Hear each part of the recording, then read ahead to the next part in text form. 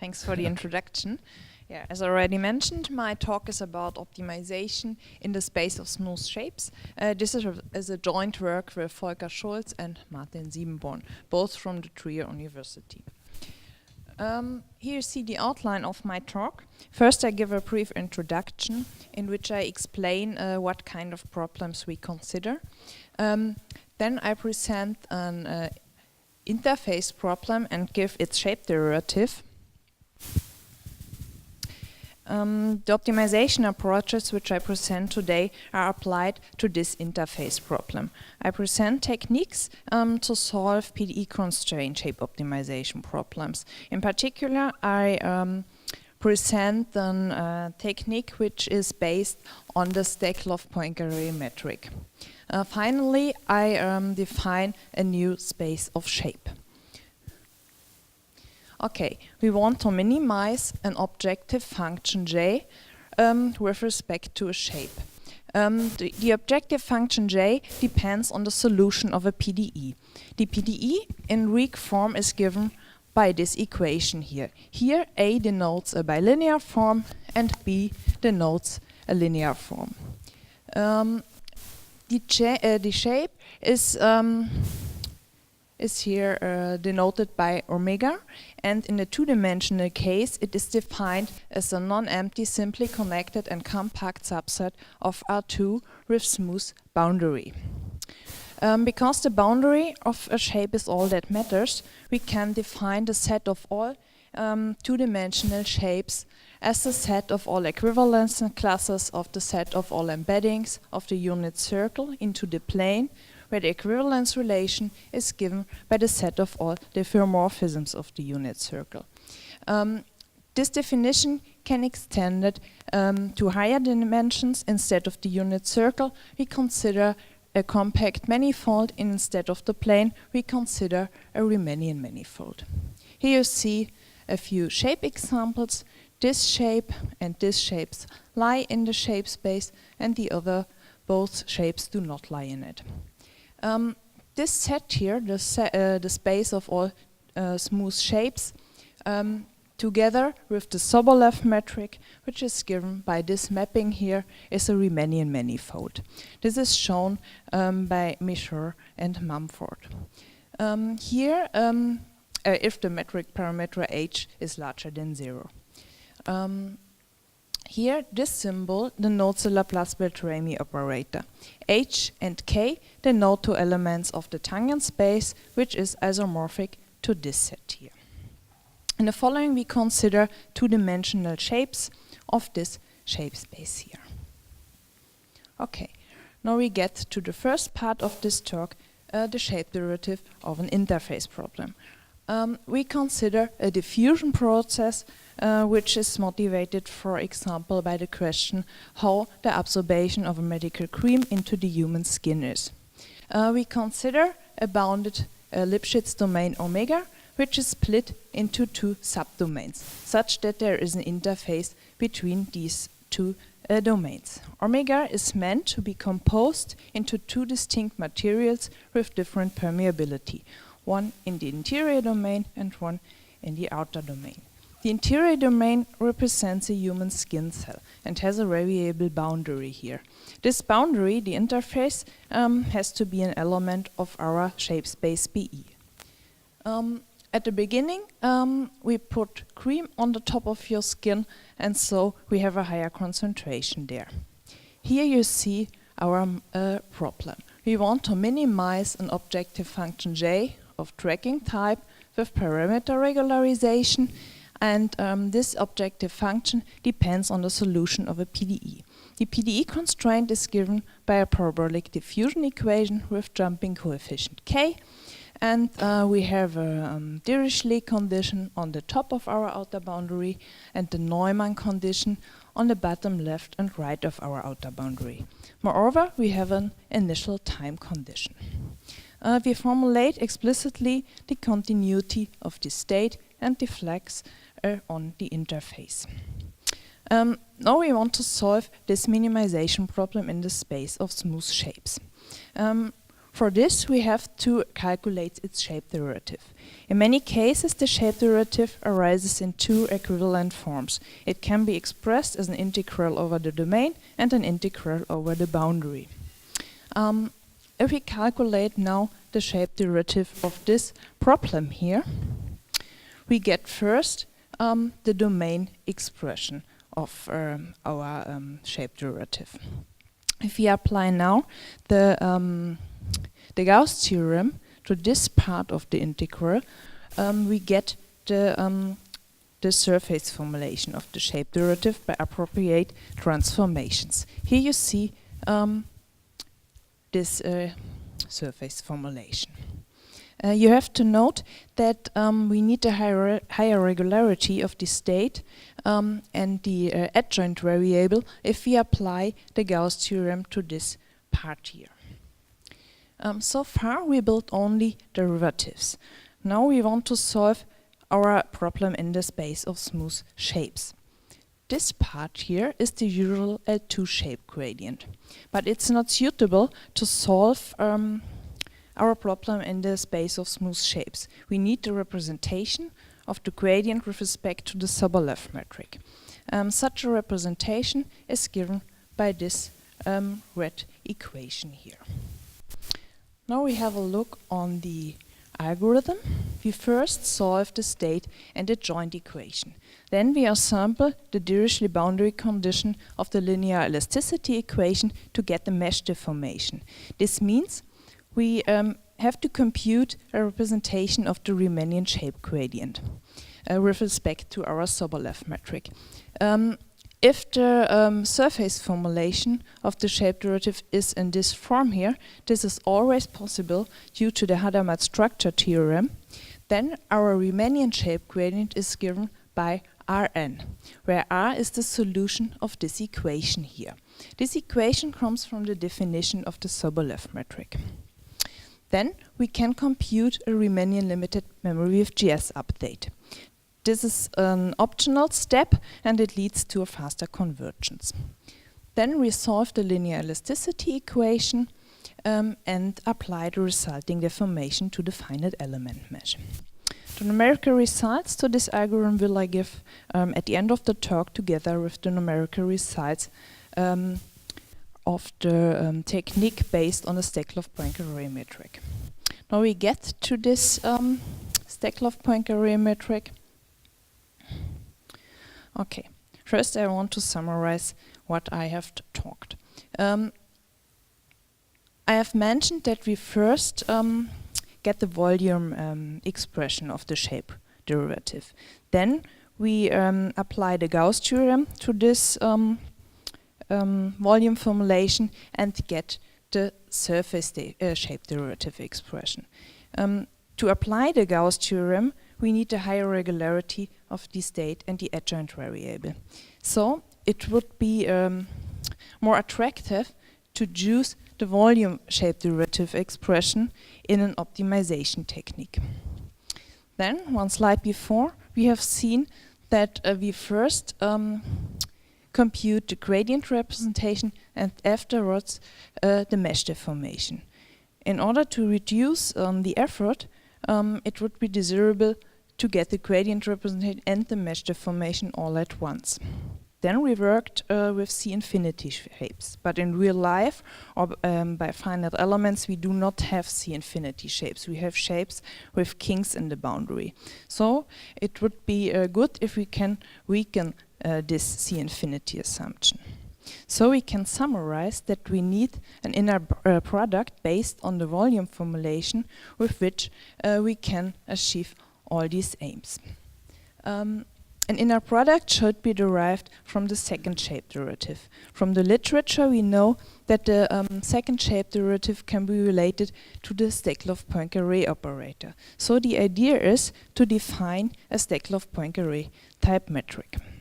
I do not want to go into the details about the construction of this metric and give directly its definition.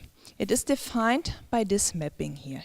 Here, SPR denotes the projected Poincaré-Steklov operator, which is defined by this mapping here. Here, gamma naught denotes a trace operator, and U is an H1 function which solves this equation here. To formulate an algorithm based on the Steklov-Poincare metric, we need a representation of the shape gradient with respect to this metric. Now we have a look on it. We consider the surface formulation of the shape derivative. Here R denotes the usual L2 shape gradient. Then the shape gradient with respect to our Steklov-Poincare metric is defined by this equation here. This equation is equivalent to this equation here. If we have a look on the red terms, we see that the shape gradient with respect to the Steklov-Poincare metric is defined by SPR applied to our L2 shape gradient. If we have a look here on the definition of our projected Poincare-Steklov operator, we see this identity here. Here U solves this equation here, and the right-hand side of this equation is equal to the surface formulation of the shape derivative. So this means we get this identity here. So the construction of our Steklov-Poincare metric yields these identities here. This means that we get the shape gradient and the mesh deformation all at once. What does this mean in practice? In practice, we have to solve the so-called deformation equation here. Here A denotes a symmetric and coercive bilinear form. Here B, the right-hand side of our deformation equation, is given by the shape derivative. The shape derivative consists of two parts. One part leads to volume shape derivative expressions, and the other part leads to surface shape derivative expressions. So firstly, a combination of surface and volume formulations of shape derivative is possible. Here you see our algorithm.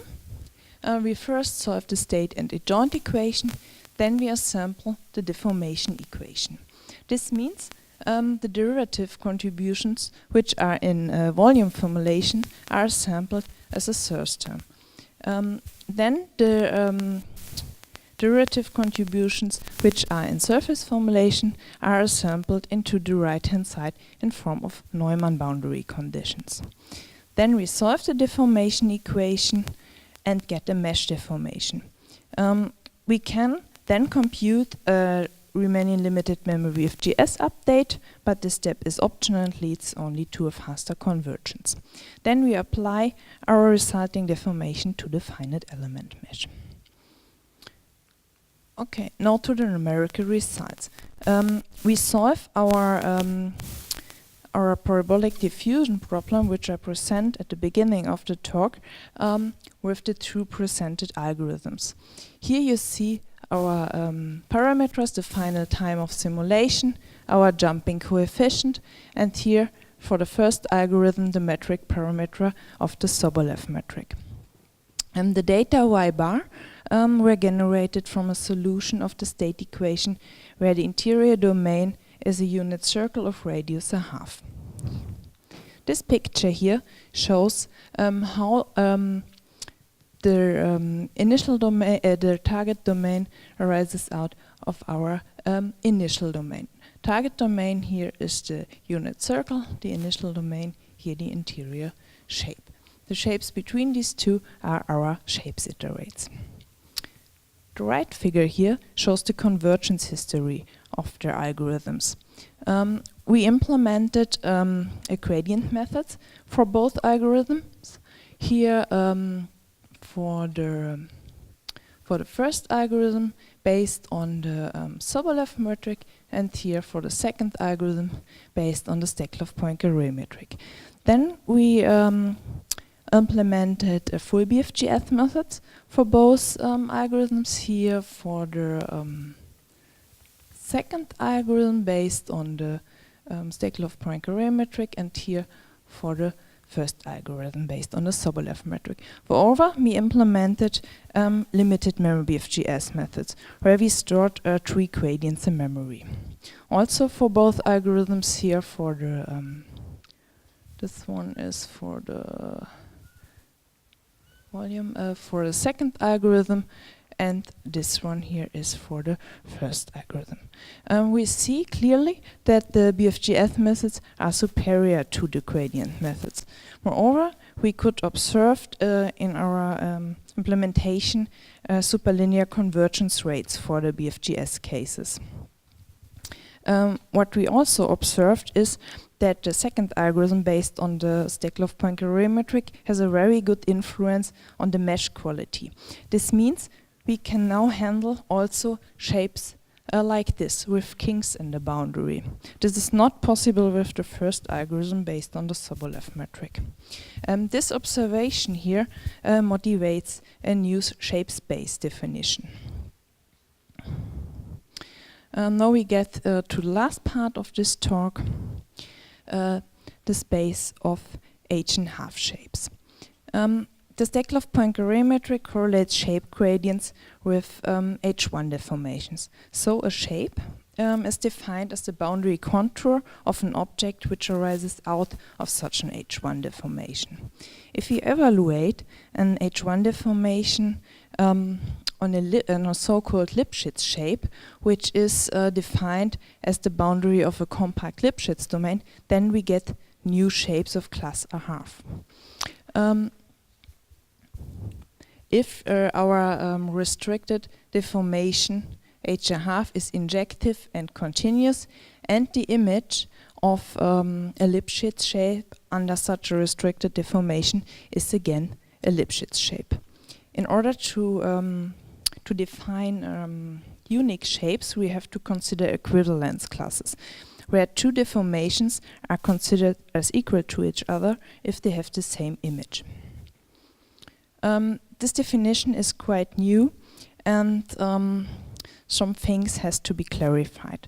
The first thing is which properties guarantee that the image of a Lipschitz shape under such a H-and-half deformation is again a Lipschitz shape.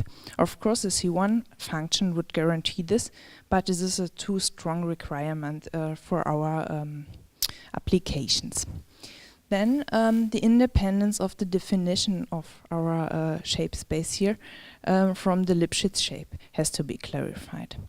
Besides these 2 things, the structure of our shape space, we have to know the structure of the shape space. I could show that this shape space has a diffeological structure. A diffeological space is a generalization of a manifold.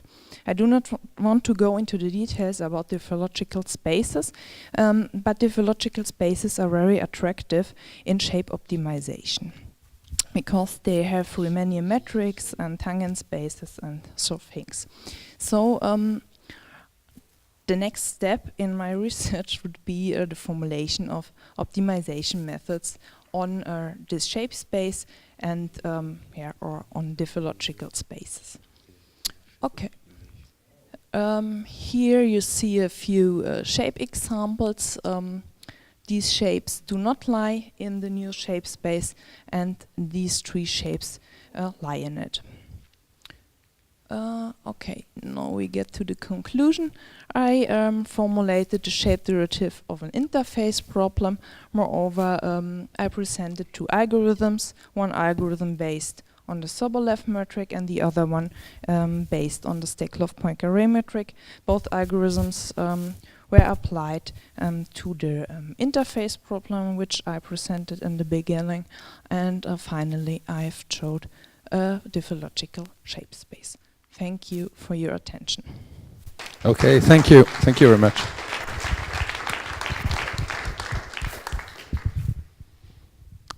Questions? Yeah. So basically, when you in your algorithm using the Steklov-Poincaré metric, so what you do is that you take the differential of the shape functional, and you identify it to a gradient with what could be called the Riesz theorem. You put a scalar product. It's your alpha Laplacian plus identity. Yeah, we split the shape gradient into two parts. One part of the volume formulation and one part. But these parts are equal, right? They Yes, the one part, the volume formulation, the surface formulation comes from the formulation of the volume formulation. Yeah, but the surfacing the surfacing formulation and the volume formulation, when applied on some given test function, they should be equal if you have sufficient regularity condition. Yeah, but the problem is that if you work with finite elements, you have only H1 functions, not H2 functions. Yeah, but consistently it should be equal, right? To what? I mean, if the scheme is consistent, if you remain in a continuous setting, Yeah. you assume you have sufficient regularity condition to write the surfacing formulation, Yeah. and this surfacing formulation comes from the integration by part of the volume Yeah. formulation. So both should be equal rigorously. Yeah, that's right. Both are equal, but the algorithms are different. If Okay, you so work you observed numerically that it was beneficial to add the two terms. you what? Numerically, you observed that it was beneficial to implement the two formulations and add them. Yeah, the volume formulation is more attractive from a practical point of view. Do you mean this? Yeah, I mean, you observe it was good in numerical algorithms. Yeah, too. yeah, you can handle the shapes with kings. But when you use the surfacing formulation, you put scalar functions in the arguments, or you put only the normal components. The normal components for the boundary forms, for the surface forms, and no normal forms in the volume forms. Okay. We get the mesh deformation without the normal directions. Okay. Maybe we should. Okay. Maybe we have time for another question. No, just to ask you a question. The diffeological shape space is related to diffeology, or what you call? Yeah. Yes. Yeah. Okay. So you have some contact with Patrick Iglesias, who was a PhD student of Souriau, who has invented diffeology. No. So I invite you to get in contact with him. Okay. And you have an exchange also with shape optimization community with Jean-Paul Zolesio, or no? So you should meet them. And Okay. so Sea is passed away, I think so. But Jean-Paul Zolesio is not yet retired. He has an extended period of CNRS. And Okay. Thanks. Okay. Okay, so thank you very much.